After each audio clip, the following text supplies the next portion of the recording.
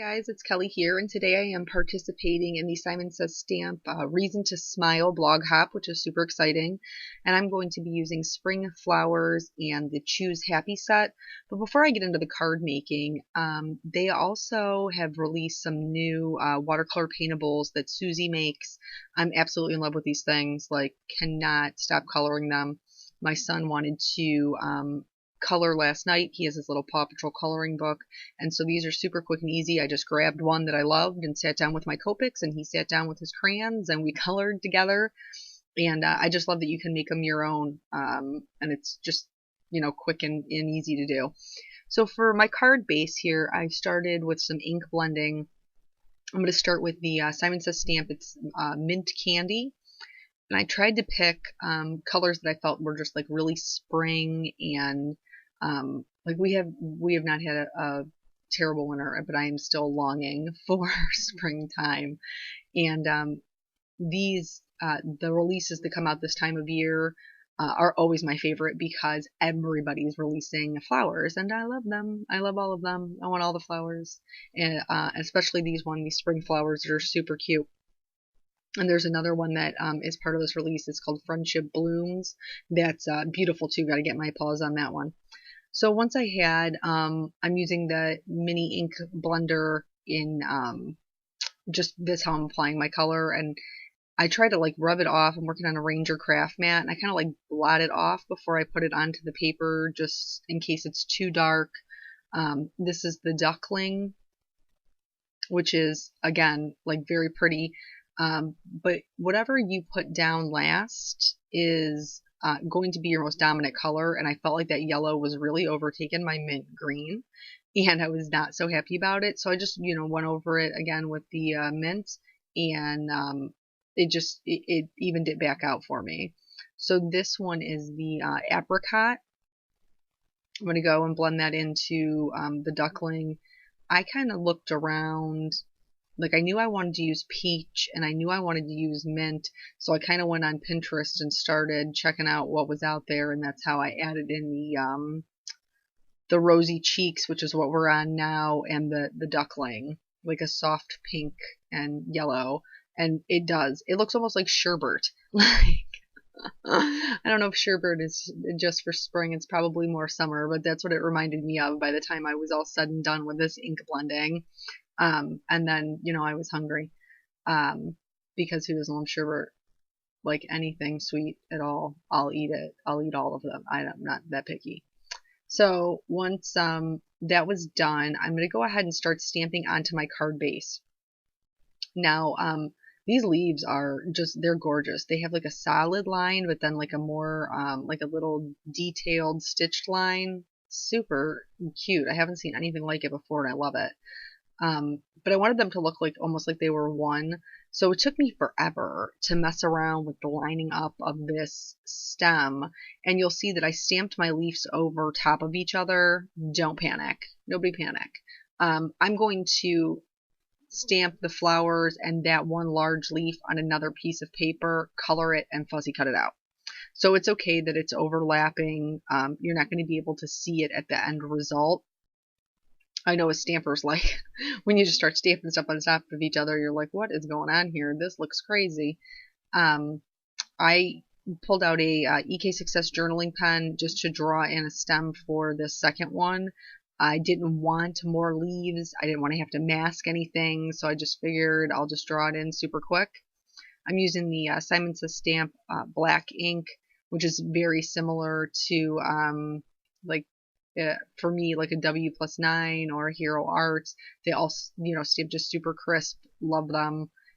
Bold black. I'm all about the bold black, which is why me and Memento Tuxedo Black ink have such a love-hate relationship, because I love it to color with my Copics, but I hate that it's so almost washed out.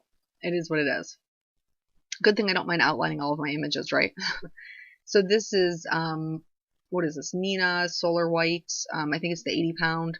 And I'm just stamping these out. I'm going to do some coloring on both of the panels. So kind of got you zoomed in here so you can see what's going on. This leaf I'm going to fussy cut out of the other piece of paper and put over it. But just in case, because part of it's going to be popped up, I want to make sure that it's a solid color underneath it. So that's why I'm just giving it like the once over.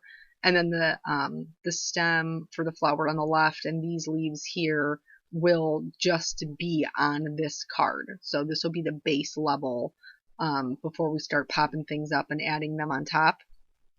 So they need to be colored and shaded as such. I like to start with my lightest color and then go to my medium and then out to my darkest. Then I'll go in reverse from darkest, medium to light. That's just what works for me. If you watch my videos, you've heard me say before, there isn't a right or wrong way to do it. Just whatever gets you to the end result that you think is pretty and you are happy with. Water paintable, the quote on it says, wait, hold on. A flower isn't, stand by. A flower does not think of competing with the flower next to it. It just blooms. Don't compare yourself to other people. Whatever you're making is super pretty. Whatever the person next to you is making is super pretty. It's not a competition. Like, just, be encouraging and supportive. And that's probably one of my favorite things about this particular release is there's just so many sets in there to like spread kindness and be encouraging to each other. And yeah, that's absolutely a reason to smile. Completely. So I basically I'm done with the base coloring. I did the smaller flower in the back. I made that stem a little bit darker because anything that's dark naturally falls to the background, and it is the furthest back. Now I'm going to start coloring on just the white. This, I'm not being careful, okay guys, I'm not, because I'm going to cut it out. So I added shading to the top and the bottom. This is going to give that middle piece the highlight. It's going to make it appear round and to like pop off the page. And since I know that I want to pop it up off of my card base, I want to enhance that roundness. So here I just picked out some peach tones out of my Copics. I showed you the YR68, but I didn't actually use it. I didn't need to go that dark, but I wasn't sure when I was picking out my colors. And then it turns out when I did the like the softer pink, the smaller flower, I did the same thing. I pulled out too many darks. So the way I prefer to do my petals is I just I add a little bit of dark to the bottom and to the top. And then anywhere that the artist has given me some inclination that there would be darkers or lighters, I try to play off of those. Like the center, there's a dip and that petal in the center, and that dip would be darker. So when I'm adding my shading, I am paying attention to the fact that that would be darker. Like, you don't want to go against what the artist originally drew. They can make your coloring look awkward. Just kind of embrace whatever they have down here, unless you can come up with a concrete way to completely change it, which sometimes I do, then that's okay. Like, you can do that, absolutely. That's part of the fun of, having stamps, stretching them to be something that's different. But if you're coloring it the way that the artist intended it to be drawn, just go with whatever guidance they've given you. And then again, I just picked a mid-tone of these peaches, and I'm going to color that in. So when I pop it up, it's not like weird looking underneath.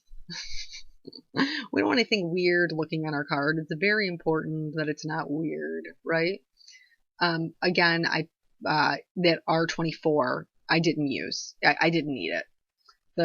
On anything that's smaller, you don't need a ton of shading. A little bit, 2 or 3 colors will carry it. That was weird. We just got out of focus there for 1 second. I wonder what its issue was. Doesn't matter. Moving on. So I'm doing the same thing, adding the shading to the top and the bottom to give those petals, a little bit of fullness. This R22 is a very similar color to R32, which is what I usually use in my red combinations. And it's a super pretty, like, coral color. I love those. Those two, they're almost interchangeable on the Copic chart, and they're just gorgeous. So Copics are transparent, and when you put a lighter color over a darker color, they pull up pigment. So I did go back in with that R24 and add it. No, lies. R22 and add in a little bit more dark. So I wanted my flowers to have some dimension. I didn't feel like they were like popping off the page at me. So I went ahead and decided to do a shadow. I'm using the cool grays to do that. I am shading them as if the light source was in the top right hand corner, so my shadow would be in the bottom left. So I did all of it in the C5, then went over it in the C3, and then finally hit it with the C1. But when you're going over this, you have to be careful of the sentiment, because remember, I stamped it and Simon says stamp black ink, and that is not Copic safe. So you don't want to like drag streaky black, ruin your sentiment through the whole thing. So I was just real careful when I was in that area. You heard me say earlier, I have this love-hate relationship with Memento Tuxedo black ink. But I don't mind outlining my images. I enjoy doing that part of it, so that's what I'm doing. I outlined everything that was on the card base and everything that I had stamped on the white. Then I fussy cut those out. Here I decided I wanted the background to have just a little something, so I'm using some shimmer spray from W+9 to kind of spatter some on there. I was really light-handed with it because I wasn't working on watercolor paper. You could use Perfect Pearls or, whatever you got laying around that's shimmery. There's a bunch of sprays out there. This is a Memento Tuxedo Black marker, and I'm going around the edges of my fussy cut pieces to give that more finished edge. And then the back flower, the one that's supposed to be set in all the way in the background, that one's going down flat with a Tombow Mono multi-glow. Then I'm going to add in this leaf. I don't want it to be completely flat, but I don't want to have to pop up that flower on 2 layers of foam. So here's what I'm doing. I'm only putting foam in the middle. That's it. And then I'm going to put Tombow Mono multi-glue on the top and the bottom. And then it will kind of like bump it up so that there is some dimension there. But because that flower will sit on the flat portion of the top, it won't even look weird or strange. It'll be fine. But if I put foam tape up there all the way to the top, then I have to double up my layers of foam tape to make my last flower taller, and I don't want to do that. So that is the it's not gonna make any sense to you guys, as I'm like worst voice over ever. But anyway, I went over the sentiment with a white gel pen, and the reason that I only did it on the right hand side because you could only see it on the right hand side, but the reason that I did it was because of that gray shadow. Those words got kind of lost, and when I thought it would look strange if I just did those words, so I kind of did like the right hand side of the sentiment in towards the left, and then once the ink blending had faded off enough that you really couldn't even see the white, I just stopped. I also, if there was any areas where I went over it and it was like too much, I just went back in with one of those EK Success pens. They have a bunch of different sizes. I used the 25, and then I just fixed up any areas where maybe that white gel pen had gone over the wording. And this is something I've been doing for quite some time now to like help my sentiments pop off, because I love the 1-layer panels so much. And it works really well. So that's basically the whole card. So thank you so much for joining me. I hope that you guys will keep hopping on the hop, because there's prizes to be won. Leave comments wherever you go, because they're pulling winners from the comments of every single stop on the hop. So more you comment, the better chance you have to win. Head over to Simon Says Stamp and check out the new release. It's amazing. And I will catch you guys in the next video. Bye.